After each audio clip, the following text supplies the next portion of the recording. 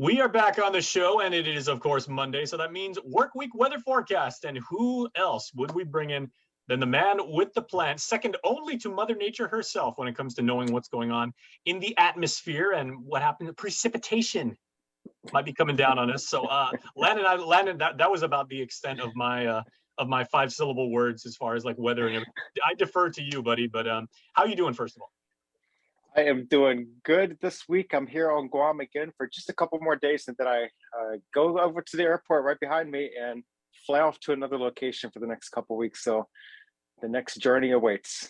Do you own property in the States? Because if not, you probably should. You probably save a ton of money, or you just Airbnb everything. You know, I have a membership with Hilton and Marriott and whoever else wherever I'm traveling. So when I travel for these work trips, at least I get some points. Hopefully, I need to get that with rental cars as well. Well, the gift that keeps on giving. My sister works in hospitality too, so she gets discounts all over the place. Well, okay. Well, before we get into the weather, I do want to ask you something. If I like to time like little quirky things that have to do with the weather, right? How does traveling, if you're used to Guam's humidity and our climate and everything like that, for someone like yourself, right, who travels all the time and you go to all these, you pass through Hawaii and they've got a completely different, the island breeze than we do, and then you might go to Japan and then you go to the States and everything. What impact does that have on yourself? Maybe your respiratory system or just your attitude even? It's always a change of scenery, kind of like a breath of fresh air. You're used to the hot and the humid weather over here, but when I was in Kansas City a couple of weeks ago, they were in their heat wave, and so everywhere I went, whether it was to the gym, the hotel lobby, the grocery store, the Walmart, Starbucks, everybody's talking about the weather, and it's all about the heat wave. And so we were looking at high temperatures daily around 105 degrees.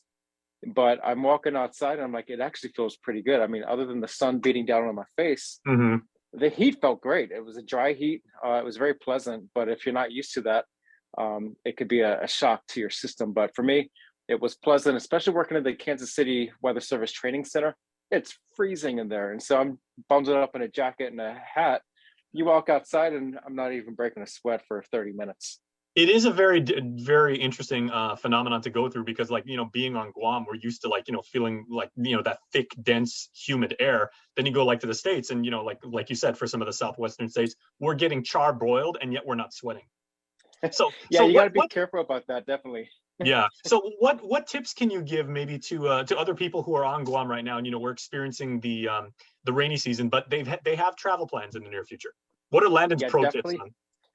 Definitely check the weather forecast, and you can either go to your Google browser and just check if you check flying out to Phoenix, go Phoenix weather forecast and see what the next 5 to 10 days will be. That'll give you a good idea of what's coming. But also check out the local weather service office over there, because myself and my counterparts, we're always putting forecasts out for every part of the United States. So go to the local weather forecast office for wherever you're traveling and find out their forecast, their detailed information. But especially if you're traveling in the wintertime, just a 4-hour flight to our north in December is going to give you a much different climate than what you have here on Guam. And so when you get out of that airplane, you might be staying in Japan. You might go from the airplane to the airport to the train, and you may not step foot outside until you get to your final destination at some train stop somewhere away from that airport. You walk out, it's a whole different scenery. And that was the case back in 2015 when Brandon, myself, and a couple of friends, we went up to northern Japan.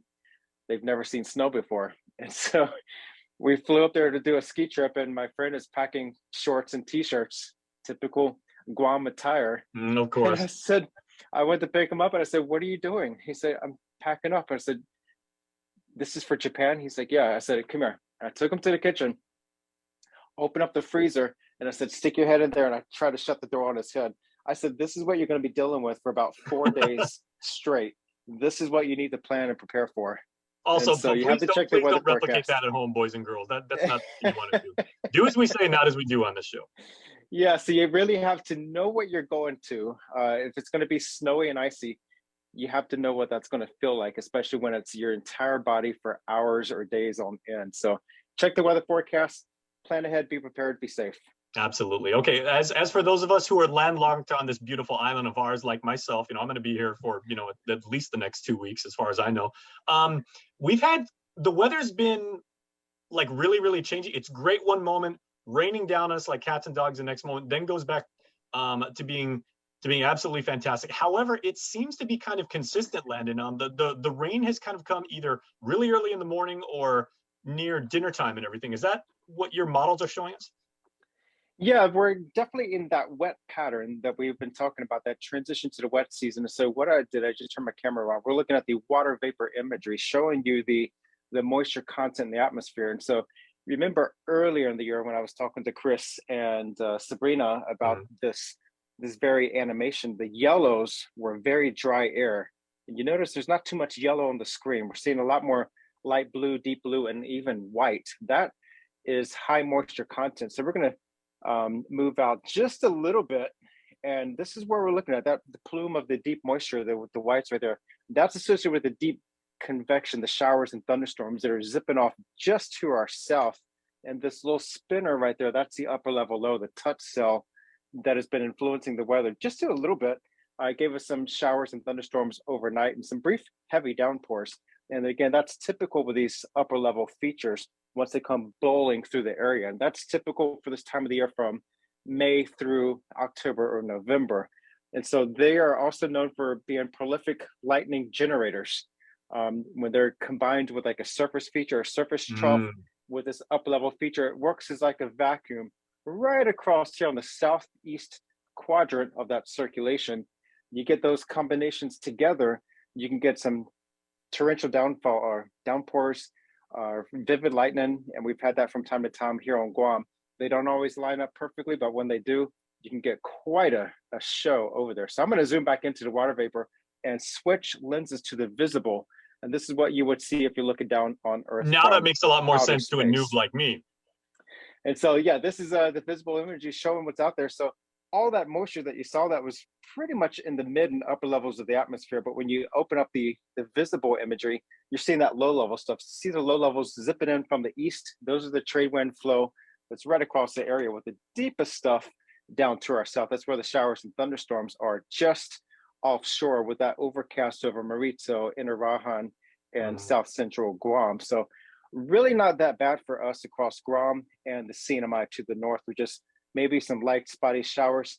We'll get a little bit of a development up here, but that's all moving toward the west and not a threat to anybody in the CNMI. Yeah, Landon, I know you always work in concert with our friends at Homeland Security and the Office of Civil Defense, and you know, like whenever any advisories come out and everything, you certainly have a voice to some degree in that. I've seen a lot of thunderstorm advisories come out maybe over like the last like 4 or 5 days. Sometimes they prove to be true, sometimes they pan out to be very little, sometimes they're nothing and everything. Of course, you know, cautious is always the best way to go. You know, play defense, of course, that whole mentality. Yes. But why are we having so many of these thunderstorm warnings these days? And a lot of them we don't actually see thunder. Yeah, and that's actually more of an internal bulletin that we put out. Those thunderstorm warnings, those are not geared so much for the broader public, but more or less it's something in support of the airport operations here at the airport. So the aviation weather warnings that we put out, that's for a thunderstorm advisory, meaning that lightning is possible or is occurring within 20 miles of the airport complex. And then we have a thunderstorm warning, which means that lightning is possible or occurring within 5 miles of the airport complex. That's really for the people that are working out there on the tarmac, the runway, servicing the aircraft inbound and outbound, and also for the aircraft that's coming and going as well. Gotcha. So that's more of a internal bulletin that we issue. So make sure you look at the header. We don't always put that on our social media, but sometimes it does get out to the media that there is a thunderstorm warning. And of course, it's just a nice to know. Exactly, because I guess, you know, operationally, depending on what kind of organization you belong to, nobody wants thunder or lightning. We all want the wonderful island, you know, weather. That's why we live here. That's why we love it here. But I guess it's a lot different than if you've got a thunder and lightning likelihood over Micronesia Mall or over a school or at the airport. The airport's a completely different animal. I mean, those guys take that really, really seriously, because that really can throw a monkey wrench in, you know, in their operations. Yeah, that's exactly it, because you have luggage to and from the airport to the aircraft. You have people out there on the tarmac directing the aircraft, and you don't want to be standing out there if lightning's coming down. Yeah. And actually, when I was flying out of Kansas City I think it was last week, all these trips are running together, but I was flying out of Kansas City and I heard the gate attendant saying that Chicago International Airport was on a ground stop, all stop. And so I looked at the radar, and sure enough, they had torrential rainfall, thunderstorms all over the airport complex, and it was training over them. Looked like they were going to be dealing with it for several hours. So fortunately, I was flying through Newark Airport out of New York City that day. Otherwise, I would have been delayed or missed the flight. And, you know, I've been into the airport of which you speak. That's O'Hare Airport in Chicago, right? I mean, they literally have a flight arriving like every minute. I mean, you know, if you're lucky enough to have like a window seat, just look out the side there and you can already see like 3-4 planes lining up behind you. So their operational tempo is like insane. Yeah, when they have a ground stop for weather, it's a major impact, and it causes flight delays and cancellations all across the United States and even some international destinations, because all that traffic backs up. That's what we call convergence. All that traffic is going to start converging, and then you have to figure out something with it. In the nature, when we're dealing with convergence in the nature, that's when you start getting that clouds. Those clouds start building up, and we want to see that convergence, and that's where you get the showers and thunderstorms. Okay, I do want to ask you like a little bit of maybe some consumerism, Landon, if I may, because I know you're not a dad yet. You and I like share that. Like you and I don't have any kids, but we have nieces and nephews, right? And you've got a little one that's probably going to start getting ready for school, or, you know, like you've got a bunch of friends who have kids, right? What should parents be thinking about as far as the articles of clothing that they should be buying heading into this fall? Should they say, well, maybe I might want to buy like a raincoat or a slicker, or maybe is it shorts season? Yeah, definitely check with the schools first. Growing up in the States, we did not have school uniform. I think we had a generalized dress code, just be conservative and not too sloppy. But check with your local school here that your kid will be attending, and find out any kind of uniform policy, dress code that they have.